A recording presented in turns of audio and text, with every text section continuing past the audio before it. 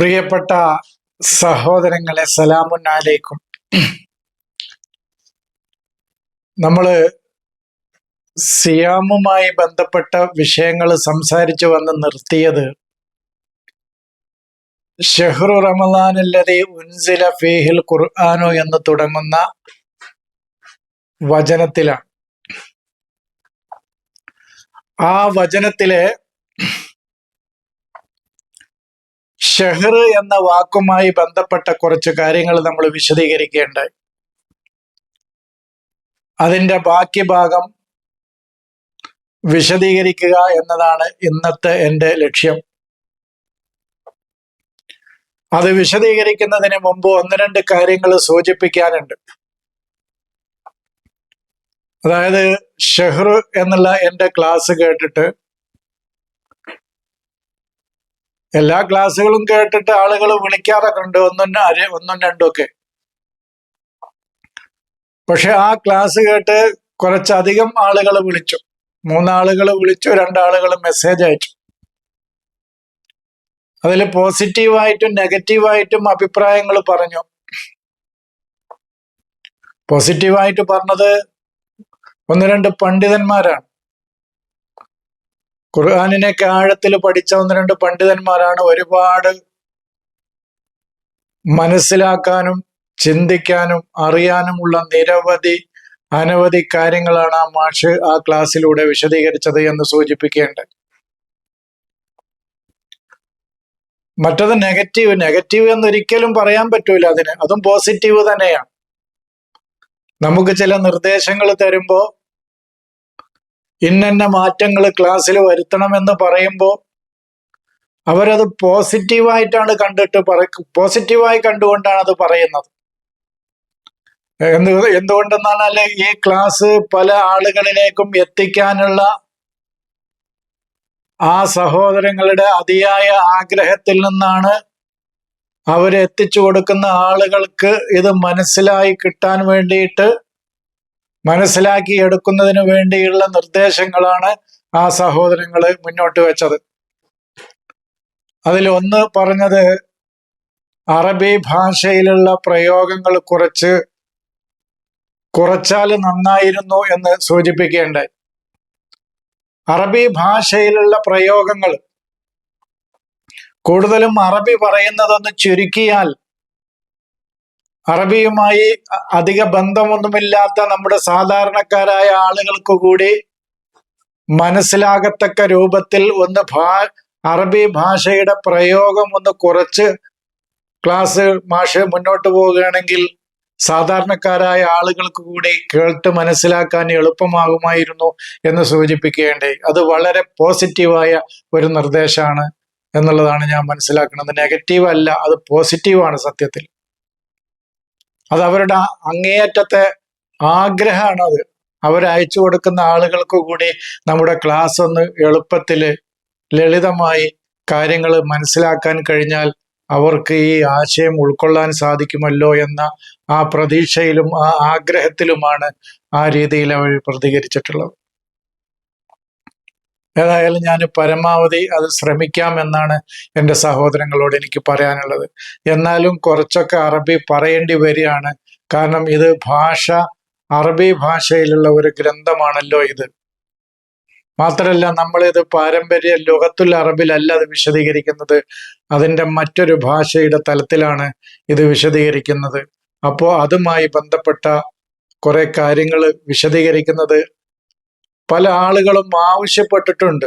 അത്തരം ഒരു വിശദീകരണം ഞങ്ങൾക്ക് ഒരുപാട് ഉപകാരപ്പെടുന്നുണ്ട് എന്നുള്ളത് അവരുടെ പലപ്പോഴായി അവര് പറഞ്ഞതുമാണ്. അപ്പൊ അതും കൂടി പരിഗണിച്ചുകൊണ്ട് അത് പറയുന്നതോടുകൂടി അതിൻ്റെ മലയാളത്തിലുള്ള അതിൻ്റെ വശം കൂടി, മലയാളത്തിലുള്ള അതിൻ്റെ അർത്ഥം കൂടി ഒന്ന് പറയാൻ ശ്രമിക്കാം എന്നാണ് എനിക്ക് ആമുഖമായിട്ട് സൂചിപ്പിക്കാനുള്ളത്.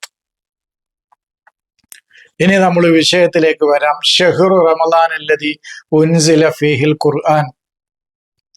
അതിൽ ഷഹ്ർ എന്ന വാക്കാണ് നമ്മൾ വിശദീകരിച്ചത്.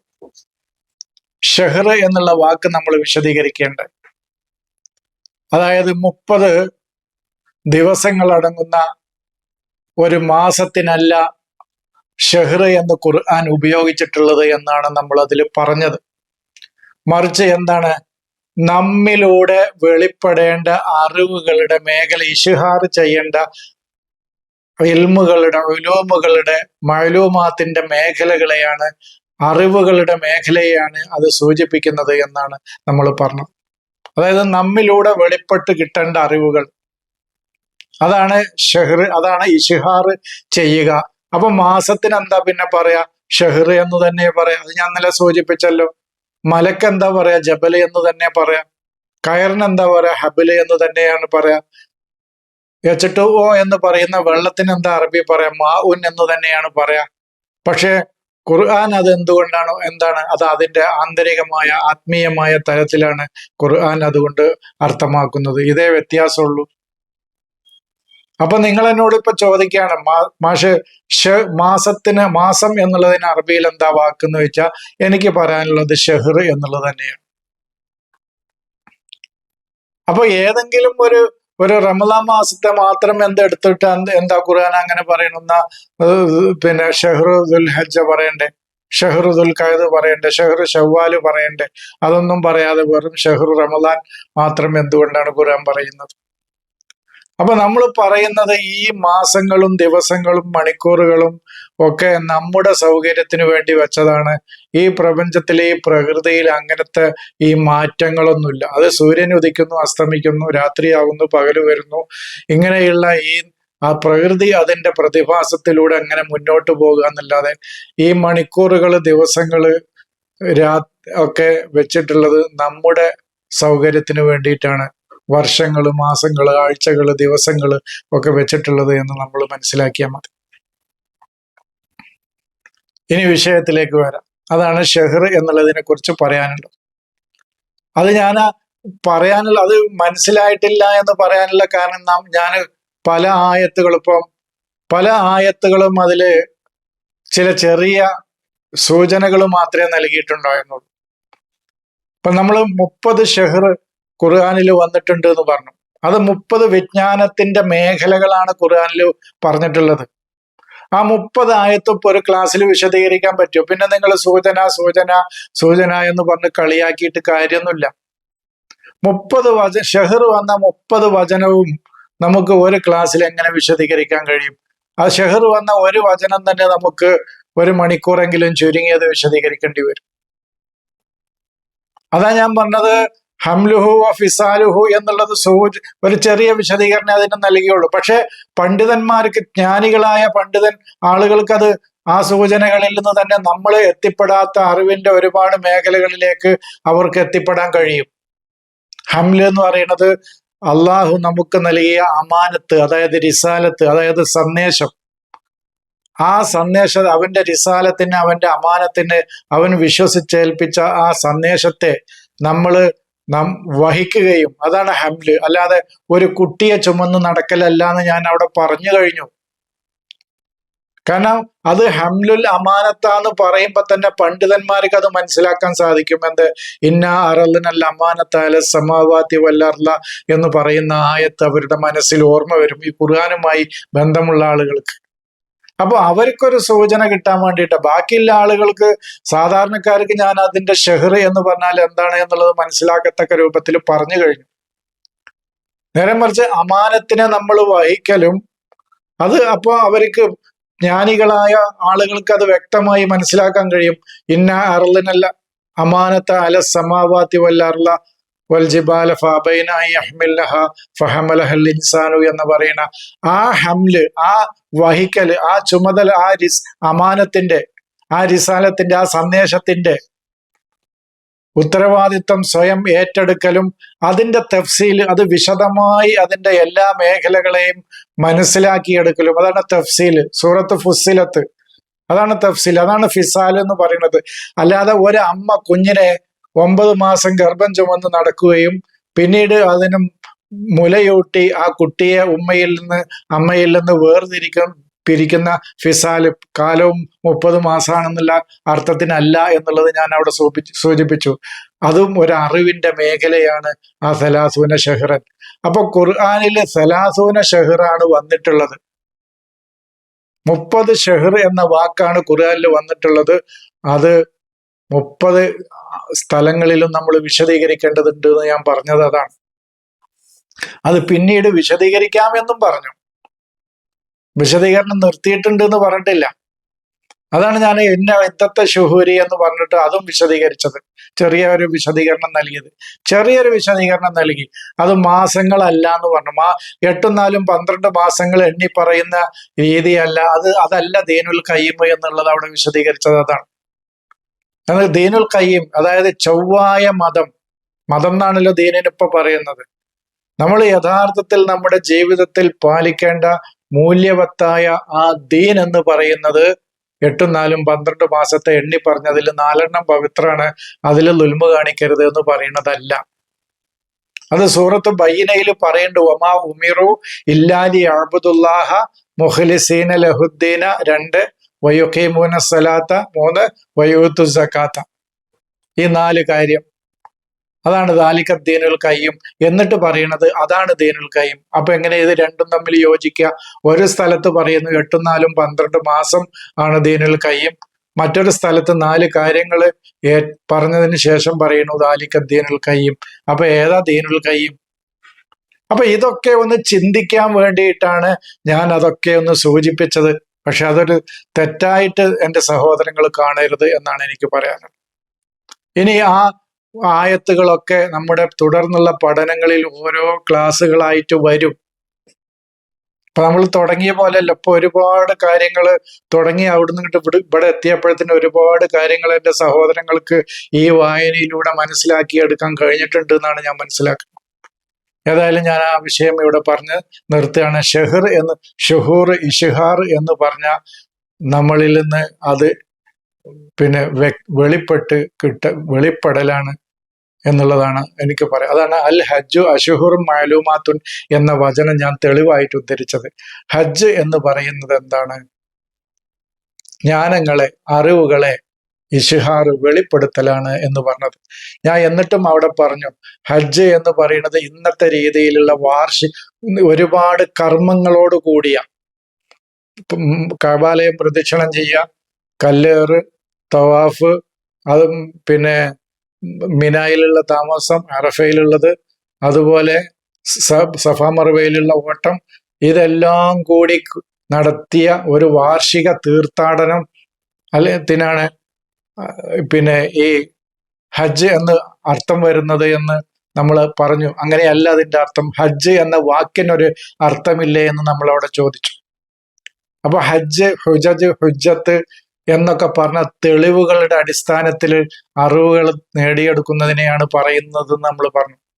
അത് സാധാരണ നമ്മുടെ ഉമ്മമാര് വരെ പറയും ഒരു ഹുജ്ജത്തുല്ല എന്നുള്ളത് വരെ നമ്മൾ സൂചിപ്പിച്ചു. ഒരു ഹുജ്ജത്തും അവന്റെ കയ്യിൽ ഒരു ഹുജ്ജത്തുല്ല എന്ന് പറഞ്ഞാൽ അവന് ഈ മക്കത്തേക്ക് പോകുന്ന ഒരു ഹജ്ജില്ല എന്നുള്ള അർത്ഥത്തിനല്ല, മറിച്ച് അവന്റെ കയ്യിൽ വ്യക്തമായി അവൻ പറയുന്ന ജ്ഞാനങ്ങൾക്ക് വ്യക്തമായ തെളിവുകളൊന്നും ഇല്ല എന്നാണ് പറയുന്നത് എന്നാണ് അതിൻ്റെ അർത്ഥം. അപ്പോ ഹജ്ജ് എന്ന് പറയുന്നത് തൻ്റെ കയ്യിലുള്ള അറിവുകൾ, നേടിയെടുത്ത അറിവുകൾ ഓരോന്നും തന്നിലൂടെ വെളിപ്പെടുത്തലാണ് ഹജ്ജ് എന്ന് പറയുന്നത്. അതാണ് എന്നുള്ളത് അവിടെ സൂചിപ്പിച്ചത്. അതാണ് ഷെഹർ എന്ന വാക്ക്. ഇനി ഞാൻ അവിടെ അവസാനിപ്പിക്കാം. ഇനി അടുത്ത വാക്ക് റമലാൻ എന്നുള്ളതാണ്. അപ്പോൾ നമ്മിൽ ഓരോരുത്തരിലൂടെയും ഷെഹ്റു റമലാന് ഉണ്ടാവുമ്പോഴാണ് നമുക്ക് ഖുർആൻ ഇറങ്ങുന്നത്. അത് എൻ്റെ സഹോദരങ്ങൾ സ്വീകരിച്ചാലും ശരി, ഇല്ലെങ്കിലും ശരി, എൻ്റെ സഹോദരങ്ങളോട് എനിക്ക് പറയാനുള്ളതാണ്, നമ്മിൽ ഓരോരുത്തരിലൂടെയും ഷെഹ്ർ റമലാൻ നടക്കണം എന്നാണ് എനിക്ക് സൂചിപ്പിക്കാനുള്ളത്. നമ്മിൽ ഓരോരുത്തരിലൂടെയും ഷെഹ്ർ റമലാൻ നടക്കണം. അത് റമലാൻ എന്താണെന്നുള്ളതാണ് ഇന്ന് ഞാൻ വിശദീകരിക്കാൻ പോകുന്നത്. റമല എന്ന വാക്കിൽ നിന്നാണ് റമലാൻ എന്നുണ്ടാകുന്നത്. റമല എന്ന വാക്കിൽ നിന്ന് റമലാൻ ഉണ്ടാകുന്നു. ഷയത്ത എന്ന വാക്കിൽ നിന്ന് ഷെയ്ത്താൻ ഉണ്ടാകുന്നു. ഒളിബ എന്ന വാക്കിൽ നിന്ന് അലിഫും നൂനും കൂടുമ്പോൾ ഒളുബാൻ ഉണ്ടാകുന്നു. ഫാല ഒഴുകി എന്ന് പറയുന്ന വാക്കിൽ നിന്ന് അലിഫും നൂനും ഫാല ഒഴുകി എന്നാണ്. വെള്ളം ഒഴുകാം, പലതും ഒഴുകാം. ആ ഒഴുക്ക്, അതിന്റെ നിരന്തരമായ ഒഴുക്ക് എന്ന് പറയാൻ വേണ്ടിയിട്ട് അലിഫും നൂനും കൂട്ടുമ്പോൾ ഫൈലാൻ എന്ന് പറയുന്നു. ജാ എന്ന് പറഞ്ഞാൽ വിശന്നു എന്നാണ്. വിശപ്പ്, ജൂഅൻ വിശപ്പ്, ജാ വിശന്നു, അതിൽ അലിഫും നൂനും നിരന്തരമായി വിശന്നിക്കുന്ന ഒരു മനുഷ്യനെ ചൂണ്ടിയിട്ട് അവന് ജൗആനാണ് എന്ന് പറയും. അതാണ്. അപ്പൊ റമള എന്ന് പറയുന്നതിനോട് കൂടി അലിഫും നൂനും കൂടുമ്പോഴാണ് അതിന്റെ നൈരന്തര്യത്തെ, നിരന്തരമായി അത് നടന്നുകൊണ്ടിരിക്കുന്നതിനെ സൂചിപ്പിക്കാനാണ് എന്ത് പറയുന്നത്, അലിഫും നൂനും. അത് ഇപ്പോഴും അത് നടന്നുകൊണ്ടേയിരിക്കുന്നുണ്ട് എന്ന് പറയുമ്പോഴാണ് അത് റമള അലിഫും നൂനും അതിൽ വരുന്നത്. അപ്പോ അത് ഏതാണ്? ലമിറ എന്ന വാക്ക്. ലമിറ എന്ന് വന്നിട്ടില്ലെങ്കിലും ലാമിർ എന്ന് ഖുർആനിൽ വന്നിട്ടുണ്ട്. ഈ ലാമിർ എന്ന് പറയുന്നതിന്റെ ലമിറ എന്ന വാക്കിൽ നിന്നാണ് ലാമിർ ഉണ്ടാകുന്നത്. അപ്പൊ ലമിറ എന്നുള്ളത് അതേ അക്ഷരങ്ങൾ തന്നെയാണ് റമള എന്നുള്ളതും ഉദ്ദേശിക്കുന്നത്. അതേ അക്ഷരങ്ങൾ കൊണ്ടുണ്ടാക്കിയാണ്, അർത്ഥം കുറച്ച് മാറ്റമുണ്ട്. ഇപ്പൊ നമ്മൾ ഹജ്ജിന് വഅദ്ദിൻ ഫിന്നാസി ബിൽ ഹജ്ജ് എന്നാണ് പറയുന്നത്. വഅദ്ദിൻ, നീ സ്പഷ്ടമാക്കി വ്യക്തമാക്കി കൊടുക്കുന്നാണ്, അല്ലാതെ വിളംബരം നടത്തുന്നല്ല. ഫിന്നാസി, ജനങ്ങൾക്കാണ്, മോമിനിങ്ങൾക്കോ മുസ്ലിങ്ങൾക്കോ അല്ല ഇത് പറയണ്ടേ. അന്നാസ് എന്ന വാക്ക് ഉച്ചരിക്കാതെ അത് പിന്നെ മുസ്ലിങ്ങൾക്ക് മോമിനിങ്ങൾക്ക് പിന്നെ ഇങ്ങനെ വേർതിരിച്ച് പറഞ്ഞിട്ടില്ല. അന്നാസ് എന്ന് പറയുന്നത് വേറൊരു പിന്നെ ഇതുവരെയും റിജാലുകളിലേക്കോ അല്ലെങ്കിൽ മോമിനിലേക്കോ മുസ്ലിമിലേക്കോ എത്താത്ത ഒരാളുടെ ബോധതലമാണ് അയാള്. പിന്നെ നാസിയാണ്, ദൈവത്തിന്റെ ദിക്റിനെ, അനുസ്മരണത്തെ മറന്നു കളഞ്ഞ വ്യക്തിയാണ്. അത്തരം ആളുകളെയാണ് നാസി എന്ന് പറയുന്നത്, അന്നാസ് എന്ന് അവർക്കാണ് പറയുന്നത് എന്ന് നമ്മൾ പറയണ്ടായി. അപ്പോ ആ അന്നാസിനാണ് വ്യക്തമായ ബുദ്ധിപരമായ യുക്തിഭദ്രമായ തെളിവുകളുടെ അടിസ്ഥാനത്തിൽ കാര്യങ്ങൾ വ്യക്തമാക്കി കൊടുക്കേണ്ടത്. അപ്പൊ എഴുത്തൂക്ക റിജാലൻ, അപ്പൊ അവർക്ക് കാര്യങ്ങൾ സ്പഷ്ടമായി അവര് വരുന്നതാണ്. അപ്പൊ അവിടെ എന്ത് ചെയ്തു? നമ്മളിത് പറയണ്ടേ, റിജാലെന്ന് പറയണ്ടേ, അറബി പറയണ്ടേ. അപ്പൊ റിജാലൻ എന്ന് പറയുന്നത് ഇവിടെ എന്താണ്? കാൽനടക്കാരായി അവര് വരുന്നാക്കും. അവിടെ കാൽനടക്കാരെന്നാ. വേറെ ഒരു സ്ഥലത്ത് റിജാലെന്ന് പറയുമ്പോൾ പുരുഷന്മാരെന്ന് പറയും. അപ്പൊ ഒരേ വാക്കിന് തന്നെ രണ്ടർത്ഥം പറയാണ് ചെയ്യണത്. നമ്മൾ പറയണ തൻ്റെ റുയത്ത്, തനിക്ക് കാര്യങ്ങൾ ഗ്രഹിക്കുകയും അതിനെ വെളിപ്പെടുകയും ചെയ്യുന്ന ഒരവസ്ഥയിലേക്ക് ഒരു വ്യക്തിയുടെ ബോധതലം എത്തുമ്പോഴാണ് അവന് റജലാകണത്, അവന് റിജാലാകണത് എന്ന് പറയണത്. അതിനെന്ത് ചെയ്യണം? നീ ബിൽ ഹജ്ജ്, തെളിവുകളുടെ അടിസ്ഥാനത്തിൽ കാര്യങ്ങൾ നീ അവർക്ക് ബുദ്ധിപരമായി വിശദീകരിച്ചു കൊടുക്കേണ്ടതുണ്ട് എന്ന് പറഞ്ഞത് അതാണ്. അപ്പോഴാണ് ഒരാൾ റിജാലാകുക. ഇപ്പൊ ഞാന് ഒരു ഉദാഹരണം പറയാം. വ്യക്തമായ ഹുജജുകളുടെ അടിസ്ഥാനത്തിൽ, അതാണ് ബി പറഞ്ഞത്, വഅദ്ദിൻ ഫിന്നാസിബ് ഇലൽ ഹജ്ജ് എന്നല്ല, ഹജ്ജിലേക്ക് വരാൻ അവരോട് പറയുന്നല്ല, അതാണ് ബിൽ ഹജ്ജ് എന്ന് പറയുന്നത്. ആ പ്രയോഗം വരെ നമ്മൾ വിശദീകരിക്കണ്ടേ? കതബത്തു ബിൽ കലമി എന്ന് പറഞ്ഞ പേന കൊണ്ട് നമ്മൾ എഴുതി എന്ന് പറയുന്നത് അതിന്റെ വസീലത്ത്, ആ മീഡിയ, ആ മാധ്യമം ഉപയോഗിച്ചുകൊണ്ട് അത് ചെയ്യാനല്ലേ പറയണത്. അപ്പൊ ഹജ്ജ് എന്ന മാധ്യമം ഉപയോഗിച്ചുകൊണ്ടാണ് ഇവർക്ക് അതിൻ ചെയ്യേണ്ടത്, കാര്യങ്ങൾ സ്പഷ്ടമാക്കി വ്യക്തമാക്കി കൊടുക്കേണ്ടത് എന്നല്ലേ. എന്റെ വിശദീകരണം അല്പം മാറിപ്പോയി വിഷയത്തിൽ നിന്ന്. അതിനുശേഷം പറയുന്നത് അലാ കുല്ലി ലാമിരി എന്ന് പറയുന്നത് അവരുടെ ഉള്ളിൽ ഒരുപാട് അന്വേഷണങ്ങളുടെയും ചിന്തകളുടെയും ചോദ്യങ്ങളുടെയും കാര്യങ്ങൾ അവർ ലമീറാക്കിയിട്ടാണ് വരേണ്ടത് എന്നാണ് അതിന്റെ അർത്ഥം. അല്ലാതെ മെലിഞ്ഞ ഒട്ടകപ്പുറത്ത് അവര് ഇടുങ്ങിയ വഴികളിലൂടെ വരട്ടെ എന്നല്ല. അത് നമ്മൾ 1-2 പ്രാവശ്യം ഏതോ ക്ലാസ്സിൽ സൂചിപ്പിച്ചിട്ടുണ്ട് എന്നാണ് എനിക്ക് തോന്നുന്നത് ഈ കാര്യം. ഇപ്പൊ എഴുതിയിരിക്കുന്നത് ലാമിർ എന്ന് പറഞ്ഞാൽ മെലിഞ്ഞ ഒട്ടകപ്പുറത്ത് വരട്ടെ എന്നാ. പിന്നെ അങ്ങനെ മക്കത്ത് അവരെത്തിയിട്ട് തടിച്ച ഒട്ടകത്തെ അവർ അറുക്കട്ടെ എന്നുമാണ് എഴുതിയിട്ടുള്ളത്. വൽ ബുധന ജാലന, ബുധന് തടിച്ച ഒട്ടകം, ലാമിർ മെലിഞ്ഞ ഒട്ടകം എന്നാണ് ഇപ്പോ നിലവിലുള്ള അർത്ഥം. ലമീർ സത്യത്തിൽ ആ വാക്ക് എന്താണ്? ലമിറ എന്ന് പറയുന്നത് നമ്മുടെ ഉള്ളിൽ ഒരു മുഹഫിയായിട്ട് മറഞ്ഞു കിടക്കുക ഒരു സംഗതി. അതിന് റമള, അതിന് വെളിപ്പെടലാണ്. അത് തുടർച്ചയായി നമ്മിൽ നിന്ന് നിരന്തരമായി അത് വെളിപ്പെടുമ്പോഴാണ് അത് റമളാനാകുന്നത്. ലമിറെ ഞാൻ പറഞ്ഞല്ലോ, അറിയില്ലെങ്കിൽ ഭാഷ കുറച്ച് വിശദീകരിക്കാതെ നിവൃത്തിയില്ല എനിക്ക്. എന്താ ഞാൻ ചെയ്യാം? ഇപ്പൊ നമ്മൾ പറഞ്ഞു ഹുവ ഹുമാ ഹും ഹിയ ഹുമാ ഹുന്ന അന്ത അന്തുമാ അന്തും അന്തി അന്തുമാ അന്തുന്ന അന നഹനു എന്ന് പറഞ്ഞ 14 ലമീറുകൾ ഉണ്ട് അറബിയിൽ. ഈ ലമീറുകൾ എന്തിനാ ഉപയോഗിക്കുക? ആദ്യം ഇപ്പോ അൻസാരി ദഹബ ഇലസൂക്കി, അൻസാരി അങ്ങാടിയിലേക്ക് പോയി എന്ന് ഉദാഹരണമായിട്ട് പറ. ദഹബ അൻസാരി ഇലസൂക്കി, അൻസാരി അങ്ങാടിയിലേക്ക് പോയി. പിന്നെ ഹുവാന്നേ പറയുള്ളൂ. പിന്നെ അൻസാരി അൻസാരി അൻസാരി എന്നിങ്ങനെ ഓരോ പ്രവൃത്തി ചെയ്യുമ്പോഴും ആവർത്തിക്കൂല.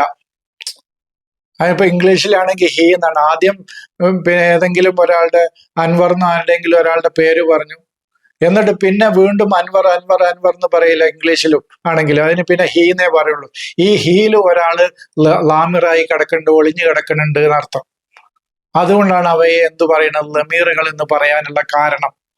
അപ്പൊ ഇത് ഒളിഞ്ഞു കിടക്കുന്ന ഈ നമ്മുടെ ഉള്ളിലുള്ള ചോദ്യങ്ങൾ, അന്വേഷണങ്ങൾ, എന്തുകൊണ്ട് അങ്ങനെ, എന്തുകൊണ്ട് ഇത് ഇങ്ങനെ, നമ്മുടെ വിജ്ഞാനത്തിന്റെ മേഖലയിൽ ഒരുപാട്, അത് ഇബ്രാഹിമിന്റെ മേഖലയാണ്. അതുകൊണ്ടാണ് ഇബ്രാഹിമിനോടാണ് അത് പറയുന്നത്.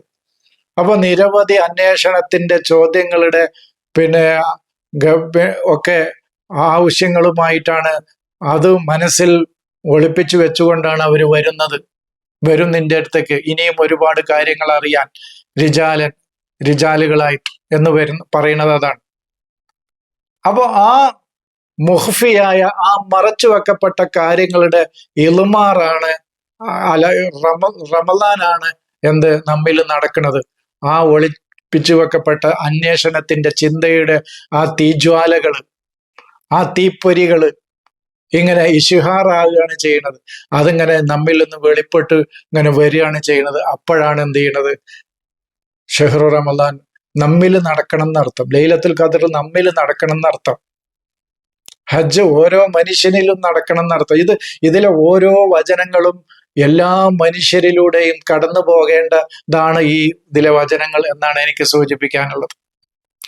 അങ്ങനെ കടന്നു പോകുമ്പോഴാണ് അവന് ഉൻസില ഫീഹിൽ ഖുർആൻ, അവനില് ഈ കാഫ് റാ അലിഫ് നൂനും, അവിടെ നിങ്ങൾ നോക്കി, അലിഫ് നൂനും അവിടെയും വന്നു. നിരന്തരമായ പിന്നെ യാഥാർത്ഥ്യങ്ങളെ പിന്തുടരുക എന്ന് യാഥാർത്ഥ്യങ്ങളെ അവന് വായിച്ചെടുക്കുക എന്ന് പറയുന്ന കാര്യം അവനിൽ നടക്കുന്നത്. അതാണ് ഉൻസില ഫീഹിൽ ഖുർആൻ. അപ്പോഴാണ് ഖുർആൻ ഒരാളുടെ ചിന്തയിലേക്ക്, ബുദ്ധിയിലേക്ക് ഡൗൺലോഡ് ചെയ്യപ്പെടുക. അതാണ് ഉൻസില ഫീഹിൽ ഖുർആൻ. അത് ഹുദല്ലിന്നാസി, പിന്നെ യാഥാർത്ഥ്യങ്ങളെ, ദൈവിക യാഥാർത്ഥ്യങ്ങളെ, ഒമാൻസാനി ഹില്ല ഷെയ്ത്താൻ എന്ന് പറഞ്ഞല്ലോ, മറപ്പിച്ചു കളഞ്ഞ ആ യാഥാർത്ഥ്യങ്ങളെ ആർക്കൊക്കെ മറപ്പിച്ചു കളഞ്ഞോ അവർക്കൊക്കെ അത് വഴികാട്ടിയാവും. ആ ഖുർആൻ അവർക്ക് വഴികാട്ടിയാവും. ഇത് എന്നിലും നിന്നിലും നിങ്ങളിലൊക്കെ നടക്കേണ്ടതാണിത്. ഇത് നൂറ്റാണ്ടുകൾ, 15 or 20 നൂറ്റാണ്ടുകൾ കഴിയുമ്പോൾ ഏതെങ്കിലും ഒരാളിൽ മാത്രം സംഭവിക്കേണ്ട കാര്യമല്ലത് ഞാൻ ഈ പറയണത്. ഏതൊരാളിൽ നിന്നൊക്കെ റമദാൻ ഷുഹൂറാകുന്നുവോ, ഏതേത് വ്യക്തികളിൽ നിന്ന് അവന്റെ ഉള്ളിൽ ഒളിപ്പിച്ചു വെക്കപ്പെട്ട അന്വേഷണത്തിന്റെ ചോദ്യങ്ങളുടെ ആ ചിന്തകളുടെ തീപ്പൊരികൾ, ഏതൊരു മനുഷ്യനിൽ നിന്ന് ഷററുകൾ, അതാണ് ഷററാണ് റമദാൻ, അതിന്റെ ആ തീജ്വാലകൾ ആരിൽ നിന്ന് പൊട്ടി പുറത്തേക്ക് വരുന്നുവോ, വെളിപ്പെടുന്നുവോ, അവന് യാഥാർത്ഥ്യത്തിന്റെ വായന വായിച്ചെടുക്കാൻ കഴിയും. യാഥാർത്ഥ്യങ്ങളെ നിരന്തരമായി വായിച്ചെടുക്കാൻ അവന് കഴിയും. അത് അവർക്ക് അവർക്ക് ആ വായിച്ചെടുക്കുന്നവർക്ക് അത് മാർഗദർശനം നൽകും അവരുടെ ജീവിതത്തിൽ. ബയ്യനാത്തിമിനൽ ഹുദ, മാർഗദർശനങ്ങളുടെ വ്യക്തമായ ചിത്രം, അത് സ്പഷ്ടമായി അവർക്കത് വിശദീകൃതമായ രീതിയിൽ അവർക്കത് മനസ്സിലാക്കിയെടുക്കാൻ സാധിക്കും. മാത്രമല്ല വൽ ഫുർഖാൻ, സത്യാസത്യങ്ങൾ അവർക്ക് വേർതിരിച്ച് കിട്ടും. അതാണ് ഫുർഖാൻ നമ്മൾ വിശദീകരിച്ചിട്ടുണ്ട്. സത്യവും അസത്യവും അവർക്ക് വേർതിരിച്ച് കിട്ടും. ലാഹിറും ബാത്തിനുമായ 2 അറിവിന്റെ സാഗരങ്ങൾ അവർക്ക് വേർതിരിച്ച് കിട്ടും. ഏത് വിഷയത്തിലാണോ അവരുടെ ചിന്ത നടക്കുന്നത്, ആ വിഷയത്തിൽ ഹക്കേത് ബാത്തിലേത്, ലാഹിറേത് ബാത്തിനേത് എന്നുള്ളത് വ്യക്തമായി അവർക്ക് വേർതിരിച്ച് മനസ്സിലാക്കിയെടുക്കാൻ അവർക്ക് കഴിയും എന്ന് പറയുന്നത് അതാണ് ഹുദൽ ലിന്നാസി വ ബയ്യിനാത്തിൻ മിനൽ ഹുദ വൽ ഫുർഖാൻ എന്ന് പറയുന്നത്. ഇത്രയും കാര്യങ്ങളൊന്ന് മനസ്സിലാക്കിയെടുക്കുക. ഫമൻ ഷഹിദ മിൻകുമു ഷഹ്റ ഫല്യസുംഹു എന്നുള്ള ആ ഭാഗം ഇനി അടുത്ത ക്ലാസ്സിലൂടെ വിശദീകരിക്കാം. കാരണം അത് ഷഹാദത്താണ്.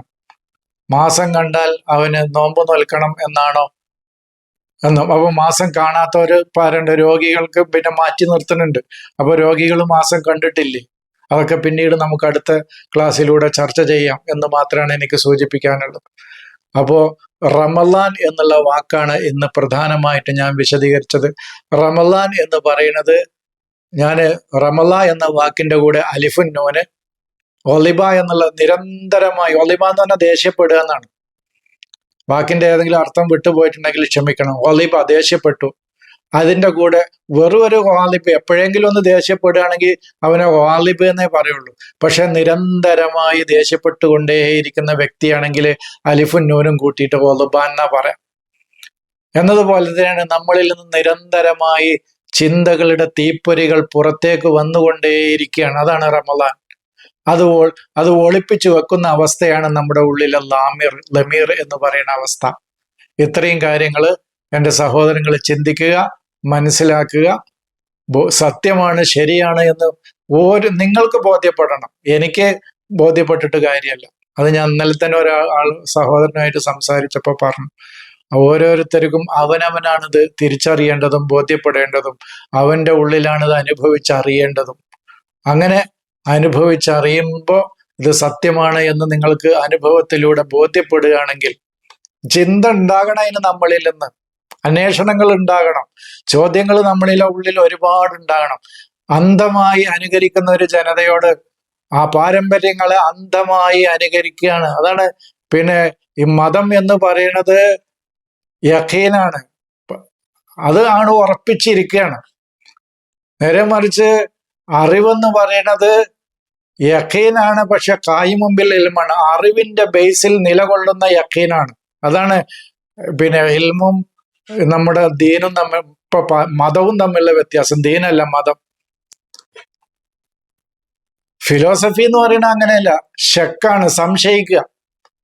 ആ സംശയത്തിന്റെ അടിസ്ഥാനത്തിൽ യഖീനിലേക്ക് എത്തലാണ് ദർശനം എന്ന് പറയുന്നത്.